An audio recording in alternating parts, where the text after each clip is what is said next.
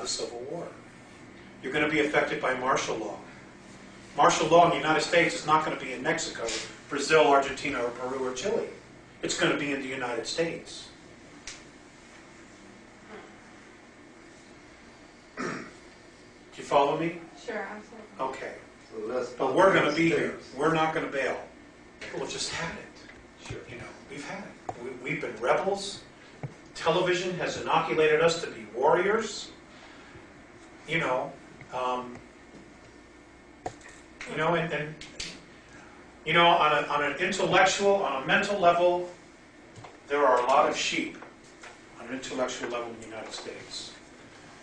But if they were to come in and build a fence and try to imprison people inside a city, physically, blatantly, very few people would actually go for that here in the States. Very few. And the only way they can make this one world government work, the only way they can make this one world government work is to do this. They can't keep us free. They can't allow us to be free. There's just no way.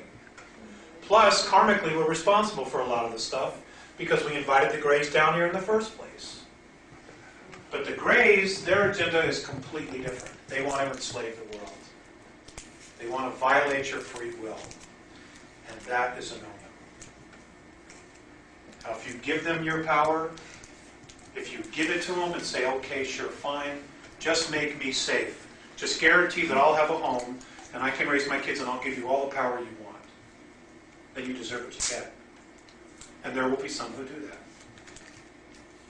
And they deserve neither freedom or anything else if you give away your rights. And that's my opinion. I don't do a good sheeple. I never have. Yes, somebody else had her hand. Yes. About a year ago, the various Border Patrol units went under a training program where they were testing and practicing with their surveillance technology from one side to the other. They spent, in a 10-day period, they spent 2 days learning how to keep aliens from coming into the United States. They spent 8 days keeping Americans from Going into Mexico. out. So they were learning. There was a big flap in the Border Patrol at that time. A lot of people wanted to resign. They felt that there was something sinister going on for them to even be confronted with that type of scenario. Okay, let's talk about that. I'm going to loosen up my tie. It's really hot in here. Okay, let's talk about that. Now, let's look at the idea that the United States of America is the #1 debtor country in the world. Now, the real portion of the United States, the legal portion of the United States, is only Washington, D.C., 68 square miles. Are you aware of that? That's the only true portion of the United States, 68 square miles. Now, since 1933, we started hearing the word democracy instead of republic. In school books, in magazines, this is done on purpose. There are huge differences between a democracy and a republic. In a republic, the chief rule of law is God, people, state, and then federal. Okay, this is a republic. To the republic for which it stands. Oops, that's supposed to be a P. Now, in a democracy, it's absolutely the opposite. It's federal,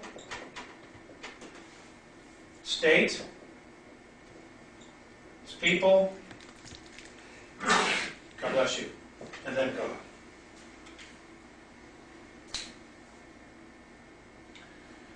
The United States of America, if you were to take all the mortgages that you now have on your property, if you were to take every debt to a credit card, to a bank that you have, department store, if you were to take everything that the government did, all the defense contractors, all the money they borrowed, even the money that the banks borrowed from the Federal Reserve to keep the United States operating, right now, today, the United States of America as a country, including all the 50